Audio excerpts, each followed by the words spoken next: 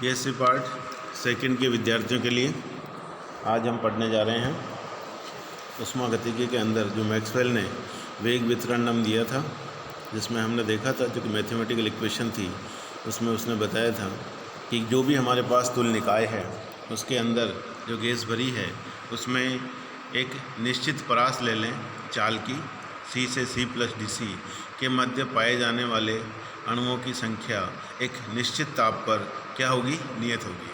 ये किसने कहा था? मैक्सवेल ने कहा था। उसको मैक्सवेल वेग वितरण नियम कहते हैं। और उसने जो अणुओं की संख्या बताई थी उसका जो समीकरण था वो चाल पर निर्भर कर रहा था। अगर ताप कांस्टेंट रखते हैं तो एक निश्चित चाल पर C अगर आप रखें और एक परास ले लें C से C प्लस DC के मध्य पाए जाने वाले अणुओं की संख्या नियत रहती है।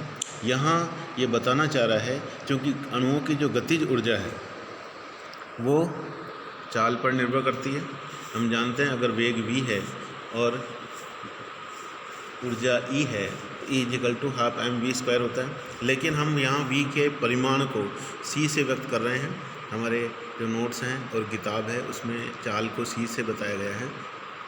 तो c चाल का जो अणु है वो अगर गति करता है और उसका द्रव्यमान यदि m है तो उसकी ऊर्जा कितनी होगी? गति ऊर्जा E=12mc² होगी। तो यहाँ हमारा जो टॉपिक है आज का वो देखिए, जिस तरह से आपने नोट्स में पढ़ा होगा कि ऊर्जा बंटन फलन इसका टाइटल है। एनर्जी डिस्ट्रीब्यूशन फंक्शन यहाँ बताना चाह रहा है कि एक ऊर्जा परास ले लें आप इसी तरह से अणुओं की E से E प्लस DE, उसके मध्य पाए जाने वाले अणुओं की संख्या भी ये कह रहा है अगर आपके निकाय का ताप कांस्टेंट रखें तो एक निश्चित ऊर्जा परास में पाए जाने वाले अणुओं की संख्या भी क्या होगी? कांस्टेंट होगी, नियत होगी। मैक्सवेल वेग वितरण नियम जो चाल के लिए था उसको यदि ऊर्जा के रूप में लिखें तो ये ऊर्जा बंटन फलन कहलाता है। तो उसकी समीकरण क्या होगी, उसका बिहेवियर क्या होगा, उसका ग्राफ क्या व्यक्त करता है और किन बातों पर निर्भर करता है, क्या निष्कर्ष उससे निकलता है, उसको हम यहाँ अध्ययन करेंगे।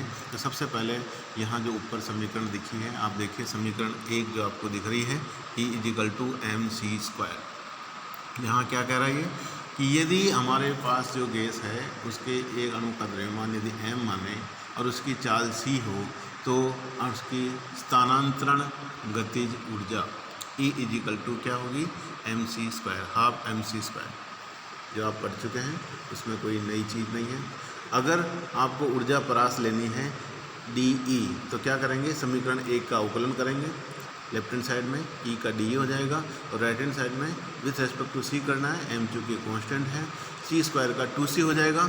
और आप देख रहे हैं समीकरण 2 में 2 से 2 कट गया राइट हैंड साइड में, तो c² का 2c DC से c कटने के बाद क्या बचेगा? mc DC। तो DE का मान आ गया mc DC। समीकरण 2 हमारे पास आ गई, DE हमारे पास c के पदों में आ गया, लेकिन हमें c को समीकरण 1 से c² क्योंकि राइट हैंड साइड में है वहाँ से c निकालना चाहें, क्रॉस गुणा करेंगे, 2 उधर चला जाएगा और m नीचे चला जाएगा तो 2e/m बचेगा। c², हमें c चाहिए तो इसका हम अंडर रूट लेंगे, c= हो जाएगा √2e/m, जो कि समीकरण 3 बता रहा है। आप देख रहे हैं ये समीकरण 3 c=2e/m आ रहा है। फिर इसका भी अवकलन करें तो dc= क्या हो जाएगा? समीकरण 2 से dc= आ रहा है DE/mc। ठीक है, इसको हम c से गुणा कर दें, c से भाग दे दें, तो इस कुल मिला के ये जो समीकरण आ रही है 4, उससे अपने को रिप्लेस करना है c को E के पदों में, और ये समीकरण तब आ जाएगी हमारे पास DE/√2me। सिंपल है, इसमें सिंपल मैथमेटिक्स है, कोई समझने की बात नहीं है। तो समीकरण 3 और 4 क्या बता रहा है? समीकरण 3 का C को E के पदों में बता दिया और DC को E और DE के पदों में आ गया समीकरण 4। तो कहने का मतलब है हमारे पास जो मैक्सवेल वेग वितरण नियम था, जो अणुओं की संख्या थी DNC, जो कि यहाँ बता रखा है आपने मैक्सवेल वेग वितरण नियम, ये ऊपर है DNC = 4πm/2π/kT⁵ (3/2 c² e⁻mc²/2 kT dc। ये मैक्सवेल ने समीकरण दिया था वो है, इसको अपने को रिप्लेस करना है। ये सी से सी प्लस डी सी चाल के मध्य पाए जाने वाले अणुओं की संख्या डी एन सी है। उसको हमें ई से ई प्लस डी ई के मध्य पाए जाने वाले अणुओं की डी ई जो है ना ऊर्जा पराशर, उसके मध्य पाए जाने वाले अणुओं की संख्या निकालनी हो तो you have to convert C into E and D C into D E. So we put value of 3 and 4 in this equation, so we get dnc in terms of E, therefore it will be equal to dna। तो left hand side में हम देखते हैं dnc की जगह आप dng E हो जाएगा, तो राइट हैंड साइड में 4 पाई एन एम अपॉन 2 पाई के टी की रेस्ट पावर 3/2, ये तो कांस्टेंट है, इसमें कहीं सी और डी सी नहीं आ रहा है। आगे सी स्क्वायर आ रहा है, उसकी जगह से आप सी का मान रखेंगे समीकरण 3 से, तो ये 2e अपॉन एम हो जाएगा। आगे ई की घात minus M C square upon 2 K T है, वहाँ पर सी स्क्वायर का मान रखेंगे समीकरण 4 यहाँ पे 3 से, और आगे जो हमारे पास डी सी है उसकी जगह आप D upon 2me under root कहाँ से रखेंगे समीकरण 4 से। इसको आप जो भी कट रहा है राइट है ना, आगे पाई और पीछे अंडर रूट में आ रहा है, तो ये हमारे पास समीकरण 5 आ जाएगी। D N E equal to 2n upon pi की rest power half into 1/kt की पावर रेस्ट पावर 3/2 ई की पावर हाफ ई की घात minus E upon K T D. ये समीकरण आप देख रहे हैं हो गई हमारे पास समीकरण 5। तो यहाँ पे ई अपॉन के टी के साथ D N E upon D E का यदि हम ग्राफ खींचें तो वो इस तरह से आता है, D N E upon D E upon K T हो गया एक्स एक्सिस के अलाउ, वाई एक्सिस पे आपने डी अपॉन डी ले लिया। तो ये बता रहा है कि जैसे जैसे ऊर्जा का मान बढ़ता है इसका ग्राफ का मान बढ़ता है। क्यों बढ़ता है कि ये ई की घात जो हाफ है अंडर रूट ई के समानुपाती हो जाएगा, ई की घात minus E upon K T तब बहुत सूक्ष्म होगा, इसलिए उसका इतना कोई प्रभाव इस पर नहीं होगा।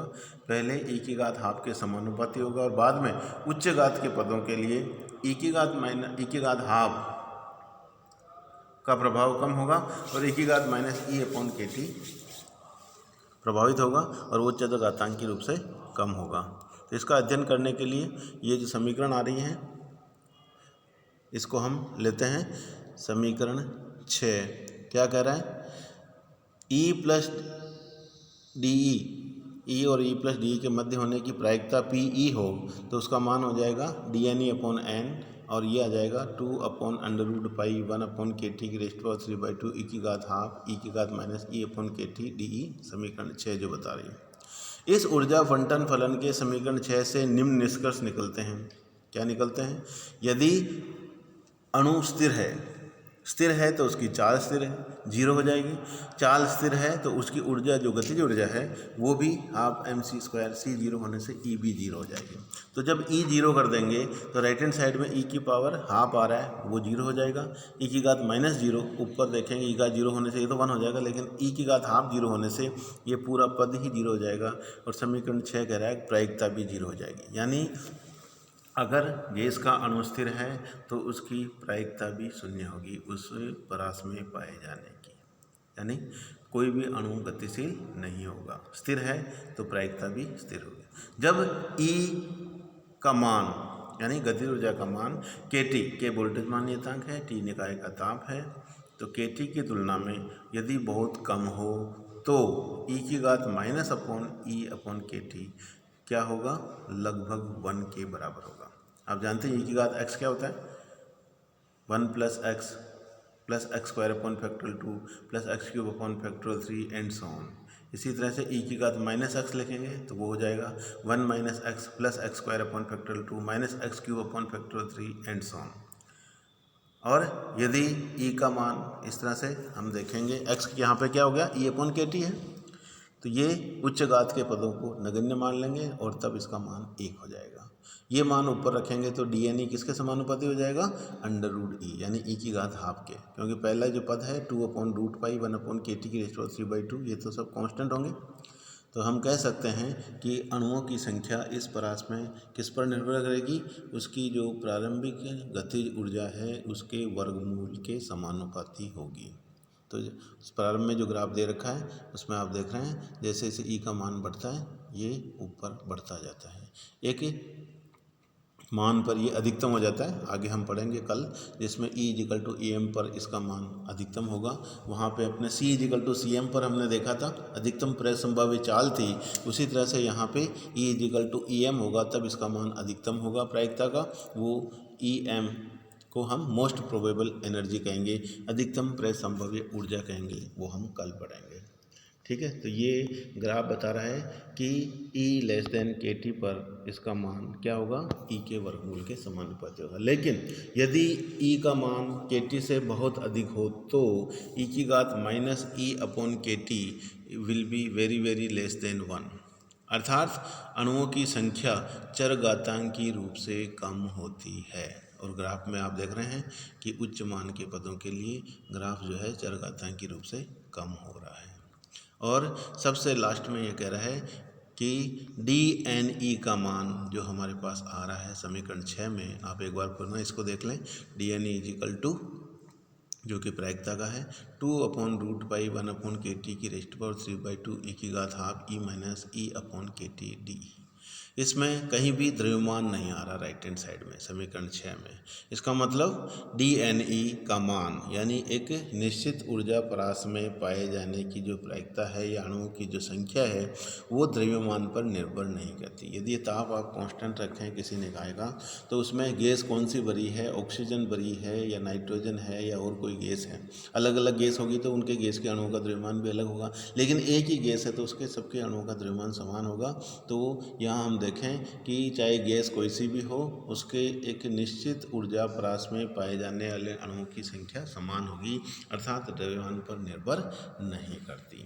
तो इस तरह से हमने मैक्सवेल वेग वितरण नियम जो हमारे पास था उसको ऊर्जा के रूप में हमने देखा कि वो ऊर्जा के पर कैसे निर्भर करता है, किस तरह से उसका व्यवहार आता है ग्राफ का, और ये हमने पढ़ा है। हम आगे इसको E equal to E M पर इसका या और भी जो भी अध्ययन करना है वो निर्भरता का कल करेंगे। आज के लिए इतना ही है, आप हमारे साथ बने रहिए। Thank you.